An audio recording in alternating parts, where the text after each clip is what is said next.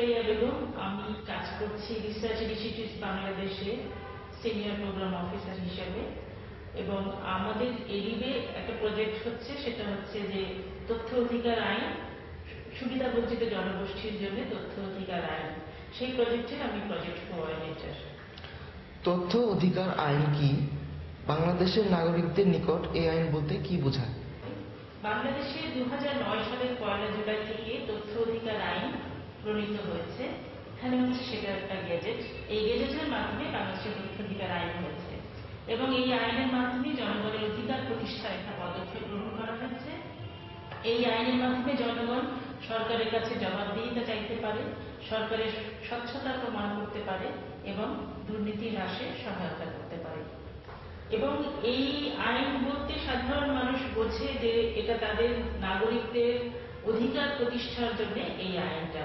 তারা তাদের তথ্য জানার অধিকার, যে তথ্য জানার মাধ্যমে তারা তাদের বিভিন্ন সমস্যাগুলো সমাধান করতে পারে এবং তারা সরকারকে জবাবদিহি করতে পারে নাগরিকদের কাছে। মূলত এই কারণেই এই আইন বলতে মূলত এটাই বোঝায়। কার এই আইন প্রয়োগের অধিকার আছে? মূলত শুধুমাত্র বাংলাদেশের নাগরিকদের এই আইন প্রয়োগের অধিকার আছে।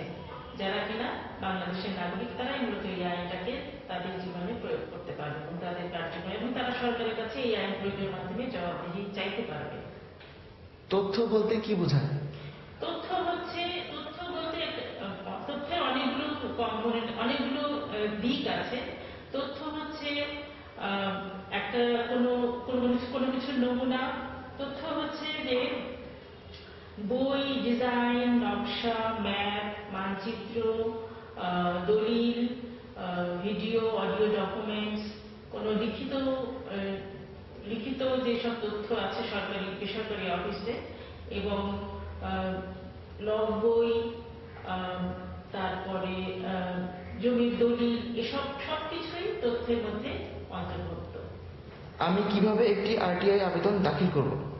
আচ্ছা, খুব ভালো প্রশ্ন।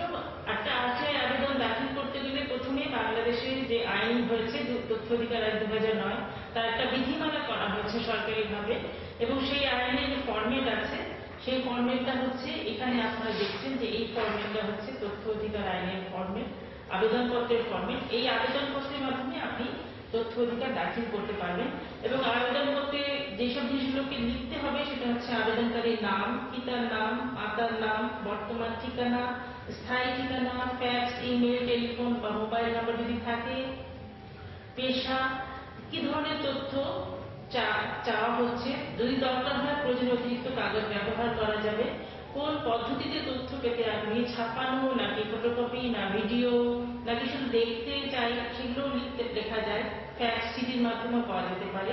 তথ্য গ্রহণকারীর নাম, ঠিকানা, যে তথ্য গ্রহণ করবে সে, এবং প্রযোজ্য ক্ষেত্রে সহায়তাকারীর নাম, ঠিকানা। অনেক সময় অনেকে লিখতে জানে না, তারা একজন সহায়তাকারী নামও নিতে পারবে। তথ্য প্রদানকারী কর্তৃপক্ষের নাম, ঠিকানা, যার কাছে তথ্য চাওয়া হচ্ছে সেই কর্তৃপক্ষের নাম, ঠিকানা লিখতে হবে। তারপরে আবেদনের তারিখ লিখে সই করে তথ্য আবেদন করা যাবে।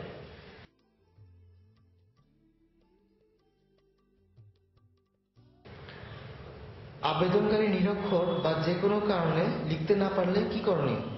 আবেদনকারী যদি নিরক্ষর হয় কিংবা লিখতে না পারে কিংবা দৃষ্টি প্রতিবন্ধী হয়, তাহলে সে একজন সহায়তাকারী নিতে পারে। আইনে সেই সুযোগটা আছে যে সে সহায়তাকারী নিয়ে তার আবেদনপত্র প্রেরণ করতে পারে। তথ্যের জন্য আমি কোথায় আবেদন করব এবং কার বরাবর আমি তা দাখিল করব? তথ্যের জন্য আসলে যেটা হচ্ছে যে প্রথমে বাংলাদেশ সরকার যে আইনটা করেছে, সেই আইনের তথ্য প্রদানের জন্য দায়িত্বপ্রাপ্ত প্রত্যেকটা সরকারি অফিসে এবং যেসব বেসরকারি অফিস সরকারি অনুদান এবং বিদেশি অনুদানে চলে, সেখানে একজন দায়িত্বপ্রাপ্ত কর্মকর্তা নিয়োগ দেওয়ার কথা। এবং তথ্যের আবেদনের জন্য বাংলাদেশের নাগরিকরা দায়িত্বপ্রাপ্ত কর্মকর্তার কাছে আবেদন করবেন। যদি সেখানে দায়িত্বপ্রাপ্ত কর্মকর্তা না থাকেন, তাহলে প্রশাসনিক প্রধানের কাছে তিনি আবেদন করতে পারেন।